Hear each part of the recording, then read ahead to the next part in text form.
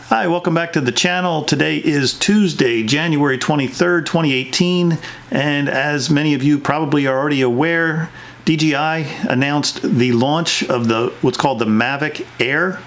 It's a new drone. It actually is a step above the DJI. This is the DJI Spark. It's a step above the DJI Spark, and it looks like a great product. I'm going to be honest with you, I wasn't impressed initially when I saw the pictures that got released early prior to today. I kind of initially it kind of looked like it was just a basic upgrade to the Spark, maybe a 3-axis gimbal improvement over the 2-axis gimbal. And I was like, okay, looks interesting. But after watching the actual demo that DJI was doing live early this morning at 10 a.m.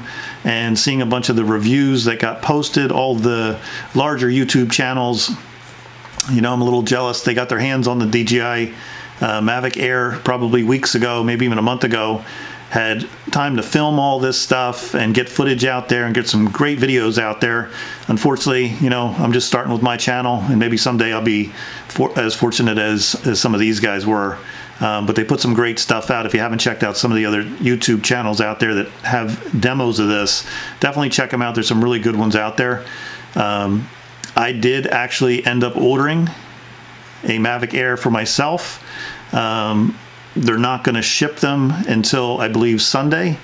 Again, today's Tuesday, so they don't actually ship out for a couple of days, and hopefully early next week I'll have a Mavic Air in my hands and I can do a more comprehensive review, my personal opinions on it, and a better comparison between Mavic Air and DJI Spark, what I like, what I don't like. But everything I'm seeing, obviously it impressed me. I'm spending my own hard-earned money to purchase this product. It's about 10 p.m. Eastern time right now. Like the rest of you, I work in an office most of the day, so then went to the gym, came home, wanted to get something up online. Like I said, there's a ton of information out there already. So if you haven't heard, let me go through really quickly what this product looks like or does. It's collapsible. If you saw any of the pictures already, it folds down to, I would say it's comparable to the Spark, maybe collapsed slightly smaller, collapsed, only because the wings on the Spark stick out a little further. I guess you could say it's smaller. The body of it's actually bigger than the Spark from what I can tell, but with the wings and everything sticking out, because on the Spark they don't collapse. I guess you could say that the Mavic Air is slightly smaller than the Spark, but I'll get my hands on it as well and take a better look at it. One of the most biggest benefits to the Mavic Air is this 3-axis gimbal camera, which I'll be really interested to see what the footage looks like on that. Should be very, very good. So I'm interested to see that. Also, from what I understand, the range in which you can see the image, it's a broader image as far as the camera view than the Spark has, or even the Mavic Pro or Platinum has. So I don't see it here listed here, but I know that looking at some of the other reviews, it's got a wider camera angle or wider lens. Also does 32 megapixel sphere panoramas, which is interesting. Just quickly going through it. Obviously, one of the best benefits here again is the 4K at 100 megabits per second video. Shoots at 4K, 30 frames per second, recording at 100 megabits per second, capture every second of UHD quality. And on this is just off of DJI.com's website. Also does slow motion video recording, 1080p, 120 frames per second in slow motion, HDR photos. Let me see, 12 megapixel still photos. Oh, what's interesting too is it's got 8 gigabit internal storage. If you've ever gone out, taken your Spark out, or even one of the other DJI products out, and maybe you offloaded all your files or footage to your computer, and you didn't reinsert your SD card, your micro SD card. This actually comes with an 8 gigabit internal storage, so if you forget to put the card in, at least you can still shoot some footage. Great idea. I've done it myself. I forgot to insert the SD card, and I think that's a great option, or a great feature that they've included with the Mavic Air. Let's see, you can see that it's like I said, because the wings actually collapse, that it definitely looks like it's a much more transportable drone, something that, you know, you could easily carry with you if you're hiking. Obviously it collapses down, it'll fit in your backpack. They're saying geometric elegance. I like the way that this looks, just the shape of this. See if this video is going to pull up at all. The shape of this, it just looks much more aerodynamic. And it looks like it's pausing a little bit. Not going to worry about that then. 3D foldable design. It comes in the white, comes in the black. They call it, I guess, Onyx. And it comes in the red. I actually ordered the red. I'll tell you why I ordered the red. My DJI Spark is white. I wanted to get something different so I can compare and contrast when I do future videos and uploads. And also, because of the size of this, I've got, you know, quite a few hours under my belt flying the Spark around. And I love the Spark. Like I said, it's still a great product. I think this is just an upgrade to that. Just keeping a visual line of sight a lot of times with the Spark can be sometimes tough.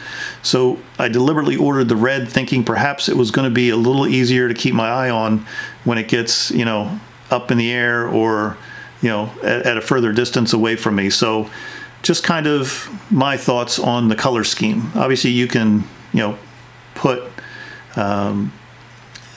other, you know, they make skins for the different DJI products. You can obviously do that aftermarket, but as far as for myself, I wanted to just have something that stood out a little bit from the environment, the background. So again, I could keep my eye on it a little bit better.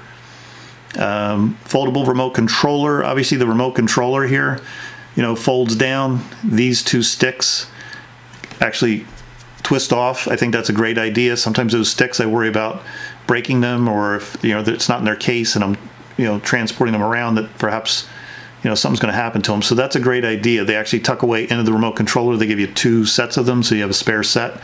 And then the other thing that's interesting is on the camera, or I'm sorry, on the phone itself, with the remote controller, and I've had this problem.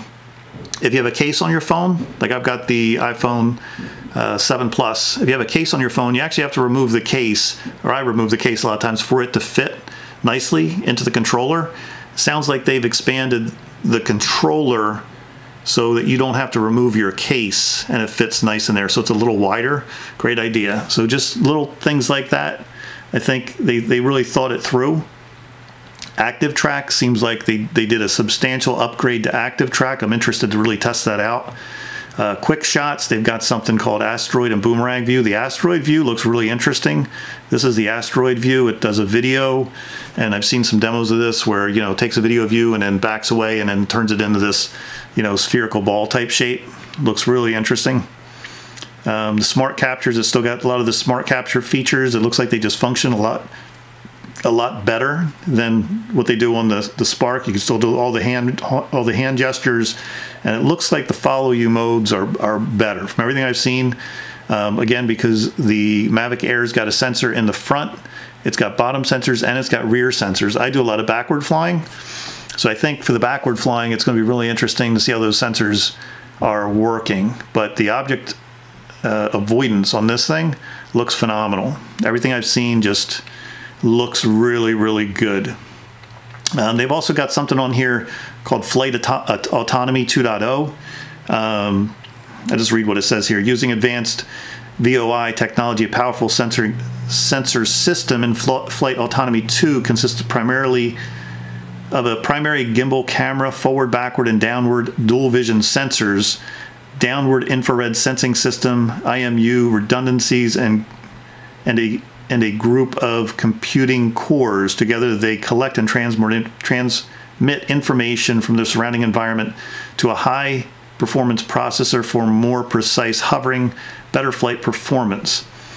Advanced Pilot Assistance System, APAS, allow the aircraft to bypass obstacles in front of and behind actively. This itself, this FlightAutonomy 2.0, looks spectacular. Like I said, I've seen a bunch of demos for it already.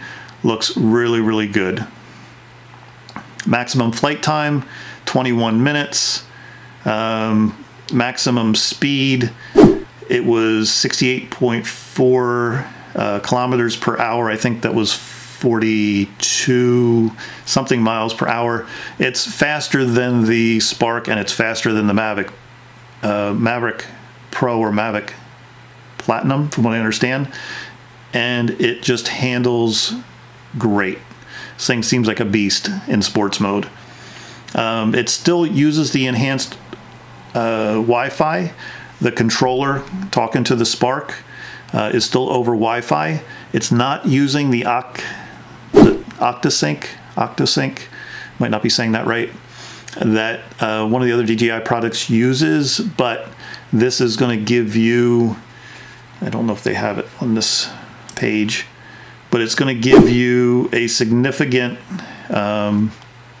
additional distance than what you'll be getting on the Spark. Again, the three colors comes in the Arctic White, Onyx Black, and the red. I got the red, and two different packages you can buy. The one's just the basic Mavic Air, $799 US dollars. The other's the combo pack at $999. And that's really it. I just wanted to get something up really quick. Like I said, I have this purchased, got online today, put my order in, should be shipping out Sunday. I'm hoping to get some videos up early next week. I hope everybody will tune in, and I'm going to do some in-depth testing again between this and the Spark that I own. And if there's any questions, comments, once I get a chance to do some more testing, I'll be more than happy to answer any questions that anyone might have. So stay tuned, enjoy the rest of your week, and we'll see what's to come. Thanks for watching.